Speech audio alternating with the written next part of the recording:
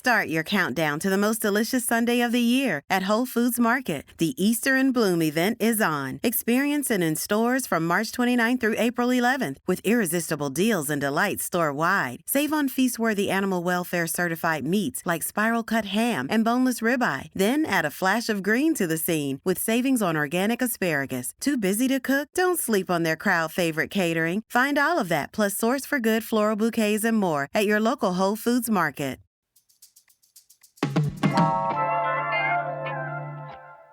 Last Monday was the deadline to submit bills to the 2023 legislative session. This year, we saw over 900 new bills introduced, some serious, some curious, and some with clearly no chance of passage. So, which were the more wacky ones? Was it legalizing human composting? Banning tobacco? Today on CityCast Las Vegas, I sit down with Nevada Current reporter April Corbin Girnus to talk about the wildest, least likely to pass stunt bills proposed this year and why they might be a little more important than you think. It's Wednesday, April 5th. I'm Dayvid Figler, and here's what Las Vegas is talking about.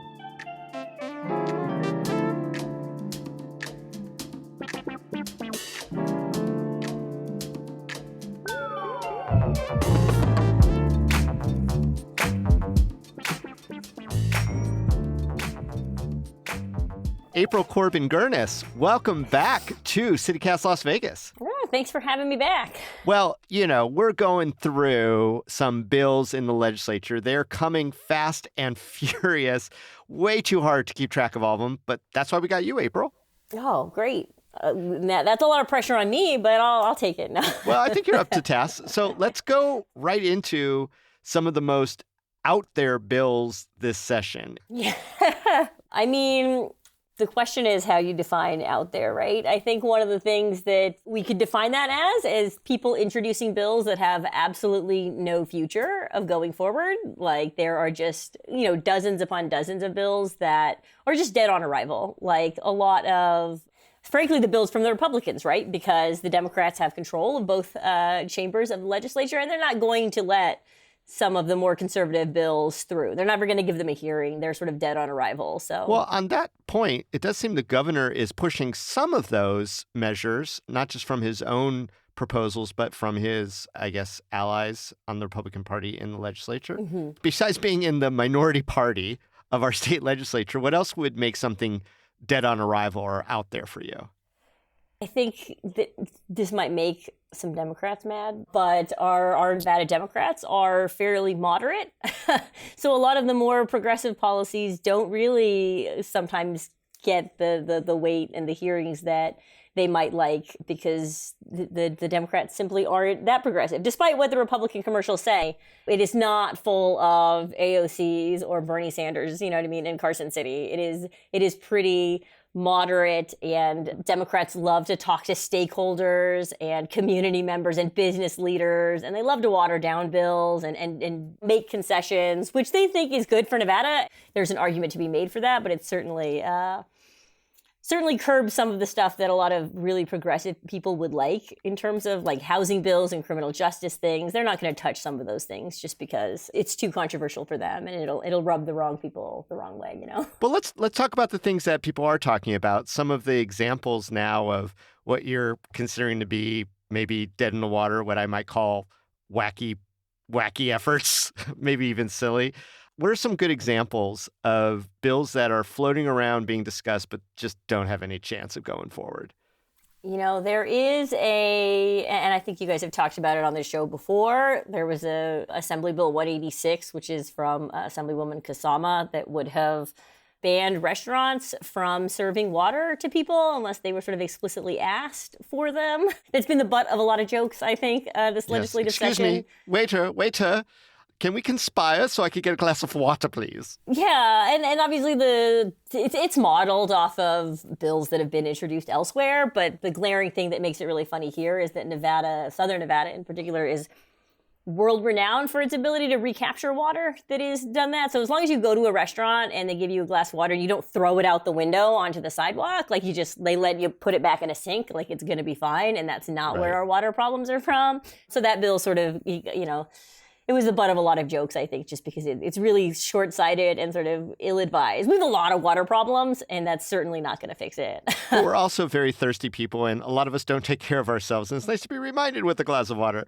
It's true. Hydrate, my friends, hydrate.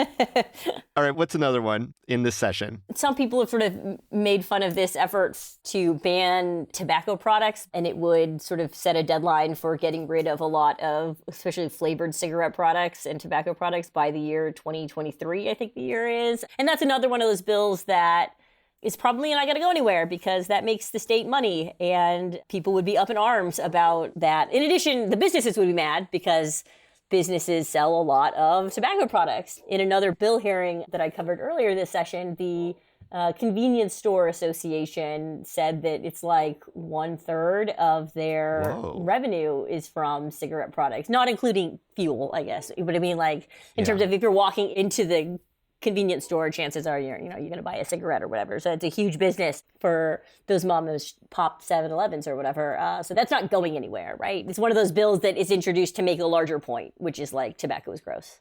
Tobacco might be gross, but we are one of the last bastions here in Nevada and significantly in Las Vegas for indoor smoking. It completely freaks out my friends who are visiting when we go to a bar. Yes. And they're like, I'm going to go step out for a cigarette. And oftentimes it's why? That's right. Yeah. You're like, oh, you don't need to do that. Right. But and one thing to note is that there was a push leading into this legislative session from pro-lung lobbyists, anti-smoking lobbyists to close. I'd like to think we're all pro-lung, April. I feel like maybe some of us aren't. Yeah, walking through a casino, maybe. Exactly, maybe you're right. But the sort of, anti-smoking lobbyists were pushing legislators to back something. So to back legislation to close that Nevada Clean Indoor Act loophole or carve out that the casinos have. They want to shut that down because they're like, it is so obvious, and there are casinos on the Strip now that have voluntarily gone smoke-free, and they're still there. They're not running out of business. That's the case they were making, is like, Nevada will be okay, and the tide is turning in terms of public appeal towards tobacco, so it's time to close that indoor act and make it a safer work environment for all of the people who work in the casinos. So they've been pushing for that, but there is no bill in the Nevada legislature to do that thing. Just this one about banning all sales of all tobacco products. Yeah. And also the flavored vapes, right? Yes. But it's interesting because of all that litigation that just settled with some vape makers to get money for educating and services for people who have been damaged or injured by youth being attracted to vaping because of all those flavors. So that it doesn't sound wacky in that context that we are doing something in line with like litigation that our state has done, but also you tell people we're going to ban smoking in Nevada and they just laugh in your face. Yeah, but it's easy to read something like that as maybe you'd actually like to make piecemeal progress and close the casino loophole for smoking, but the casino lobby says no, absolutely not. So you can't do that. That avenue's closed to you and it's dead on arrival. So you know what, let me pitch this thing. You just said, you know what? And then you get AB 294. Ban it all then. I think I think that sends a message and you can read it like that. And I think a lot of these bills, ultimately what they're doing is letting constituents know and letting future voters know where these politicians stand on certain issues. So you know. Establishing their own brand. Exactly, which is why every Republican has an anti-election access sort of voting restriction. Voting bill. They know that's not going to go anywhere in the Democratic legislature, but they need to be on the record as having supported something like voter IDs or restrictions and things like that.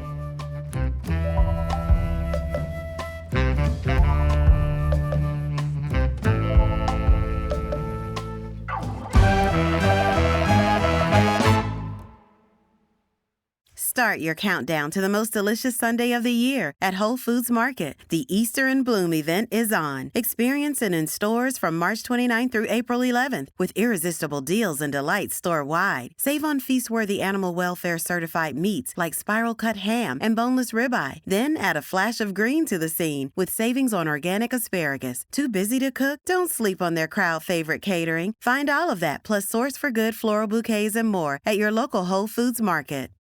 I actually came across one bill that I thought was a little out there. I don't know if you've been tracking this one at all, but it's AB 314, which essentially would prohibit the prohibition of any kind of home-based business in a residential area. In other words, you could use your home for anything commercial under that bill. does that have a chance to basically upend probably a century of zoning laws? That's a great bill. Just ban regulations. Didn't Lombardo already do that, right? Let's just take it further. Let's just undo everything. I mean, why do we need residential zones anyway? What's the benefit of having a quiet enjoyment area that you can get away from it all when theoretically you could have a fat rendering plant next to your house? Here's the thing, though, and it's so frustrating about these kind of bills, is that there is certainly a discussion to be had in Nevada about zoning, right? And whether or not this is a state level or like a county level, like it's a problem that we only have residential neighborhoods that are just miles and miles and miles and miles long. And they're huge blocks where you have to have a car to drive things. And then you shove every business on Eastern Avenue and just clog that entirely up. And then, fair point. You know, and I think the best cities in the world in terms of people being happy are ones where it's mixed use, right? Where you can get out of your house and you can walk to the grocery store and you can go to the park and you can bring your kids to a restaurant that is 3 blocks away and then walk home. There's something to be said about zoning, but getting rid of all zoning maybe is not the answer to that. You know, I think that's okay. I'm gonna file that one under a wacky bill for sure. So April, any other out there wacky, even silly bills that you want to throw out for a brief mini discussion as we solve all the problems of the world together? You know, there are not details out about it yet, but there is a resolution that's sponsored by a Democrat to try and urge the federal government to use the Yucca Mountain repository stuff that's built for some other purpose, since it's sort of declared dead in terms of nuclear waste. But they're like, let's use it for something else. I think his idea is to use it for like clean energy storage, but it does beg the question of like, what else could we use Yucca Mountain for? I think that's kind of a fun one just to think about. I think it'd be a great escape room. Like they literally are throwing low-level radioactive waste, and it builds up in the room until you get out. I think that would be a definite thrill-seeker destination. Or, I know you'll love this, I mentioned this bill to somebody else today, and they said, let's turn it into a prison. Yeah, a prison of the soul, for sure. A prison of the soul. Okay, well, let's get into some nitty-gritty of the rationale behind some of these bills. I mean, I'm going to call some of these stunt bills. Certainly banning all tobacco doesn't seem to have a chance. What happens when a stunt bill like this is proposed? How much discussion does it get, or does it go quickly into that trash heap of bad ideas? Almost none. Our legislature is pretty closed down in terms of if the bill doesn't have a chance of going anywhere, it's very unlikely that it's going to get a hearing at all. So the best that you can hope for if you're the legislator is that people write articles about it or it goes viral on social media or something. But it's very unlikely for them to waste time in the 120-day session every other year to give a lot of airspace to bills that aren't going to get anywhere. The one exception to that is if you are a head of a committee and you're pretty much the person that gets to decide what gets a hearing in your committee, then you can put your stunt bill out there, even though you know it's dead on arrival and not going to get anywhere, which we have seen in the past. Yeah, and sometimes they do spend a lot of time on like proclamation day or designation day type bills. I saw one, I think from Assemblywoman Mosca, that was going to designate the second to last Saturday of October as Esports Day. And no offense to our friends in esports. We've had some great esports advocates on the podcast, but how much time do they spend on stuff like that? Hopefully, my guess is it's not too much, probably, just because it's pretty cut and dry. Like our legislative council bureau staff doesn't have to go and write a whole lot. Like it's a pretty simple one. So it's probably a short ask for them, but whether or not it does anything or it's useful or a good sense of time, that's certainly a question. I mean, we had a bill to make the wild Mustang the state horse, which people have state horses in other states or whatever. Is that the most pressing issue for Nevada to be dealing with right now? I don't know. Maybe not. So legislators have a finite number of bills that they could introduce. Do you think that because of that number, they can waste some on something that they don't necessarily think is going to get through? Absolutely. Because, I mean, part of it is that their purpose isn't necessarily getting the bill passed so much as getting it on the record what they care about and making sure that they can have a campaign ad that says they were trying to do this, even though they know it's not probably possible in the real world. But at the same time, if you think about it, you know, our state assembly, they serve 2-year terms and they get elected in November and then they start, you know what I mean, like a few months later. That's not a whole lot of time to become a legislative bill expert. Right. And given term limits, we don't have a lot of people who've been in the legislature for a really, really long time. So if you look at other states, and I'm thinking of this one particular state lawmaker in Kentucky who's been in the legislature for like 30 plus years, she's constantly introducing sort of stunt bills that are designed just to like piss people off and make a point and things like that. Because I think you can do that when you're sort of established as a lawmaker. And our lawmakers are too new and too young. And I think a lot of our bills are written by lobbyists, right? They're written by people who want bills to get passed. I know. Shocker. Term limits enhance the power of lobbyists to influence how we live our lives in our state? You're kidding me. Absolutely. So I think you can have some grace maybe for some lawmakers who propose bills that are from other places, because where else are they going to get them? You know, they're going to be sitting in front of their computer Googling good water bill, you know? Right. It's a hard job, I think. I am noticing that a lot of these sort of out there bills seem to be coming from the assembly side. Do you think there's a reason for that? I do. I think the reason is that they're newer and they don't have as much experience a lot of the time, right? Like it tends to be the place where they start. It's much bigger, obviously, also.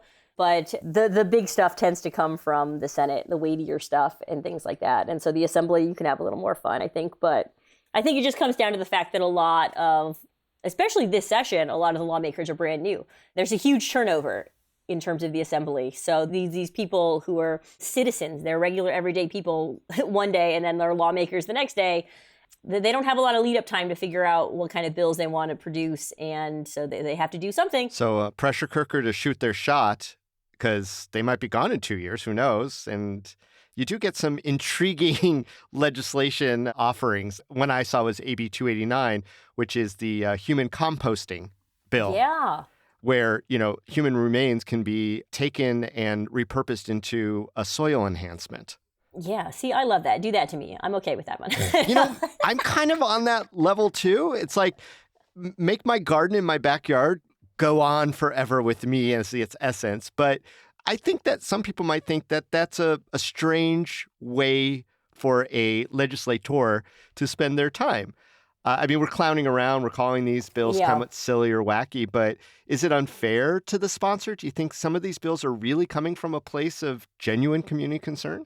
I think so. And also, I think if you look at it in the sense of like, and I don't remember who sponsored that bill, but if you look at it where like, I know that I'm not going to be able to get a tax bill, right? Because that's a whole nother subject. And I know I'm not going to be able to do this. But what can I do? Like if I'm a legislator and I want to do something and I want to make some sort of difference in the community, why not pick something a little smaller and maybe very niche, like human composting, and make that an issue that I sort of bring attention to and do that, because there is a market for that. And you'll see weird bills. There's bills about donor breast milk and organ donations and all sorts of other things that are in the grand scheme of things are not the biggest issues, but for people who care about that, do matter. So I guess the last question is, can a bill have an impact even if it doesn't see the light of day? The optimistic view would be yes, it could be. I think my favorite, and we don't have a lot of these in Nevada, but my favorite bills are the stunt bills that come from other places, usually really conservative places, where they're like pushing anti-abortion rights and sort of abortion restrictions. And then a Democratic lawmaker will, like one of them in Georgia proposed a testicular bill of rights. That you could only get a vasectomy if you were a man whose life was in danger. You know what I mean? Like things like that, I think, have the most impact because it shows you the absurdity of things, right? And usually those are in response to very extreme policies. And there's been a ton in the abortion rights space. I saw one that was to restrict and sort of make it illegal to masturbate outside of a woman or a medical facility because that's an act against an unborn child, right? Like those kind of bills make a huge statement about the ridiculousness of abortion access and sort of restrictions in bills like that. April Corbin Girnus, gosh darn it, it's so much fun to talk about the legislature with you. Thanks for joining us today. Yeah, thank you. And now a microdose of news. A new online survey of America's healthiest cities ranks Las Vegas at number 30. Not bad, all things considered, but it makes you wonder what accounts for the difference between Vegas and Henderson. That city clocks in at 124, and North Las Vegas all the way down to 170. Oh, one valley, so many health outcomes. And at the end of 2022, UNLV's Immigration Law Clinic had a waiting list of 90 children who arrived in America without parents and who need legal help for their court proceedings. More than 100 adults are also in the queue. A bill before the legislature would double the clinic's budget to about $1 million for pro bono services.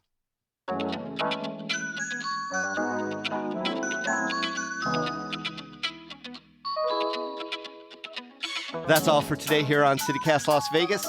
Is there a wacky bill you'd like to see in the next legislative session?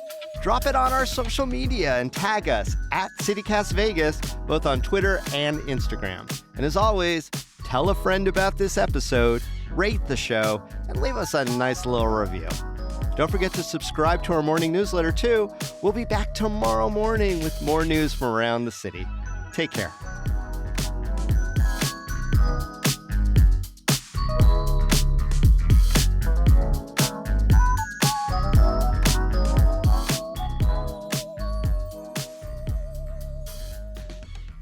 Speaking of going for it, let's go for it, April. You and I just got elected to the legislature. What's your wackiest bill that you're proposing, and tell me why? You know, I would propose a study to study the use of studies in Nevada. Yes. Because one of co-sponsor the things, right here. Thank you. Yes, I think bipartisan support. I think because if you've been following the legislature, know any bill that has any inkling of ability to change anything, but is somewhat controversial, will be watered down into a study on said issue. And they will appoint some sort of work group to do a study, and then they'll write a report that gets sent to the next legislature. Well, it will never get read. And nothing will ever happen to it, like studies. So I think we should study the use of studies and whether or not a study has ever done anything for the state of Nevada.